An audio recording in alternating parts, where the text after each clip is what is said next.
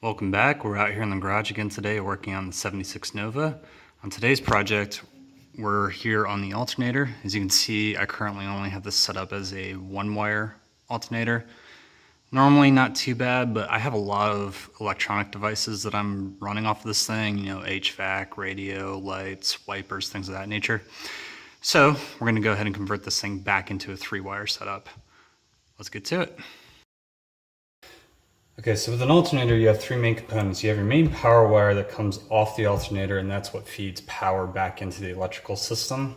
But you also have these two other wires that connect on the alternator here. So your one wire here, this is a signal wire, and then this is a activation wire, or whatever you want to call it, exciter wire. Basically what happens is when you crank the car over, once you have ignition power, it'll feed down this wire into the alternator. And this is what tells the alternator basically to turn on. And then this wire is your signal wire. This you'll hook back into your power system to pull voltage so your alternator sees how much voltage you're currently operating at.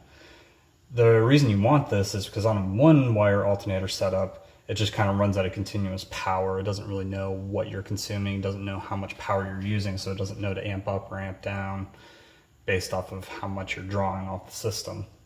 With this setup, it can see how much you're drawing, it can see how much power you're using, and the alternator can kick up its performance a little bit through the regulator, through the internal regulator, in order to pump out more power. The reason we want this is because with my current setup running the one wire, like I've mentioned earlier, I have a lot of equipment running off the system. It's putting a huge, massive strain on it, and I'm getting massive power drops because the alternator doesn't know to push out more power. So we're gonna get some stuff wired up here, and then I'll show you how we're going to wire all this.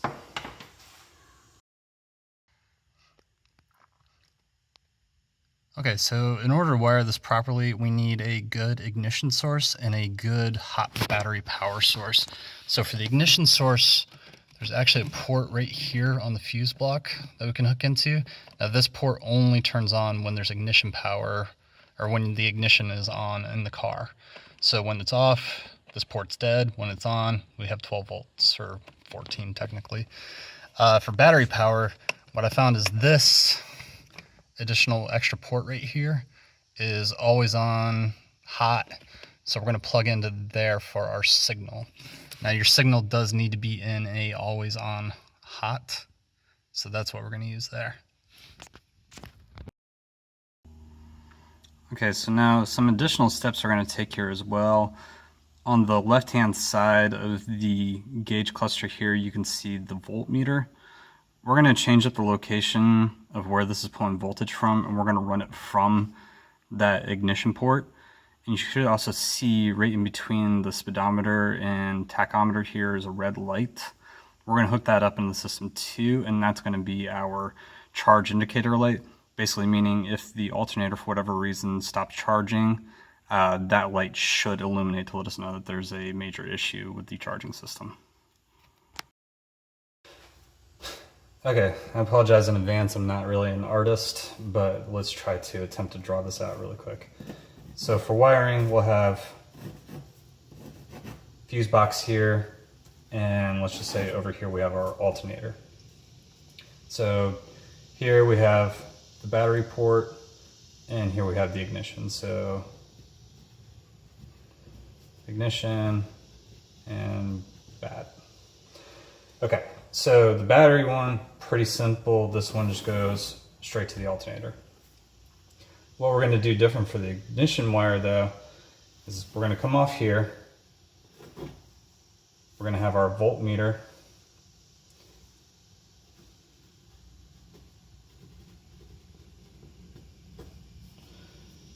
And we're going to come off the voltmeter into a diode. I'll explain in a minute why we're going to do that. Come off the diode into our LED, and then from the LED go back into the alternator. So why we need this diode in here? Well, the issue is going to be is that when you turn the car off, the engine will still spin for a minute, which means that the alternator will still be producing power, So what's going to happen is it's going to feed power back down through this line and then back into the ignition box, or into the fuse box, into the ignition system, which is going to keep the car running. We don't want that. So what this diode does is prevent electricity from funneling back into the system. So what'll happen is when this is pushing power back through here, it'll hit this diode and just stop. Now, you're wondering, how is it if the ignition wire here is pushing power to the LED, how is this going to illuminate when the alternator is not charging? Well, what happens, so when the alternator is charging properly, it's pushing voltage back this way on the line. Well, when it isn't pushing voltage properly, this line then turns into a ground, so then power will be following this direction, which will illuminate the LED. So that's about the wiring setup though. We're gonna have to tear the dash apart a little bit to get to the wiring for both the voltmeter and the LED, so that'll be next. Really quick, here's just another close-up of our wiring schematic. So again, we have our signal wire here going from the battery port on the fuse panel back to the alternator, and then our wire from the ignition system coming down here to voltmeter, from the voltmeter to the diode, from the diode to the LED back to the alternator. Now, some wiring setups too will tell you just to hop this signal wire. So this guy right here, it'll tell you just to hop it over to the charging port on the alternator. Here, I can show you that really quick. So basically what it'll want you to do is, when you plug this in,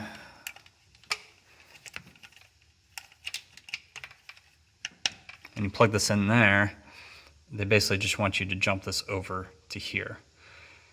That'll work. That'll definitely give the alternator signal.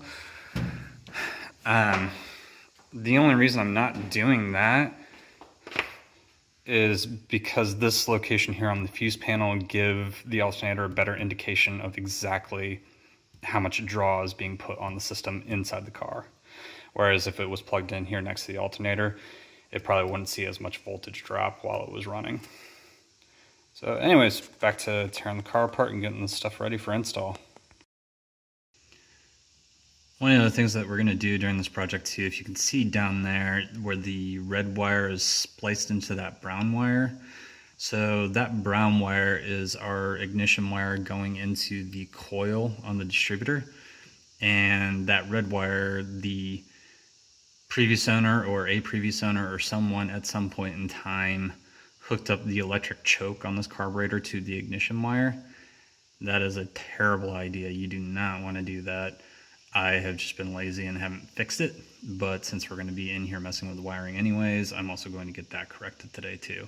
So what we'll be doing is once I run the wire down into the fuse panel for the ignition wire for our 3-wire setup, I'm going to hook this in at the same time.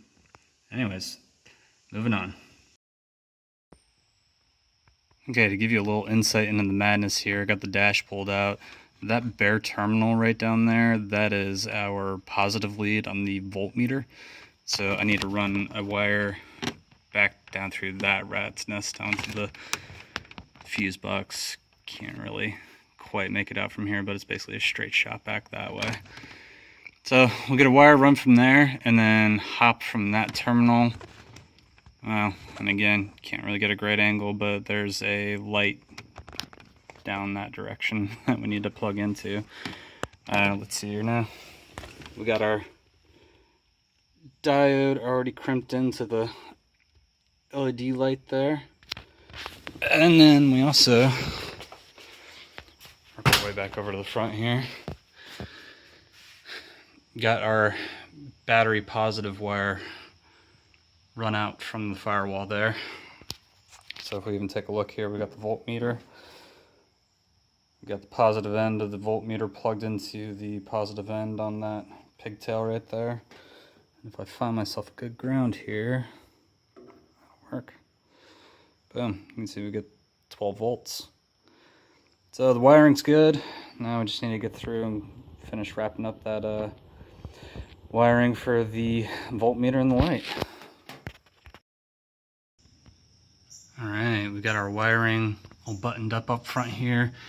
Now, I'm not going to leave this bare. I have some loom coming in the mail, it just hasn't shown up yet. So once that arrives, I'll wrap this all up and make it look all nice and clean and pretty.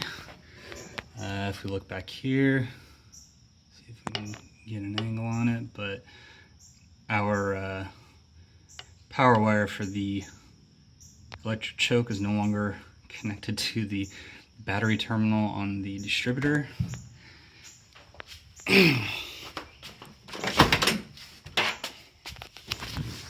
And we are completely wired into our fuse panel here.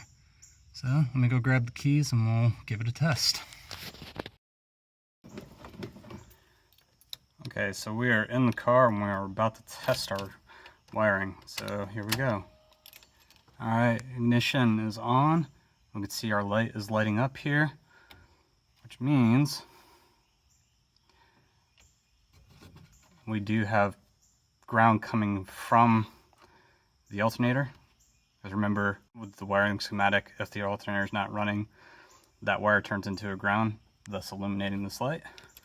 So let's go ahead and crank over.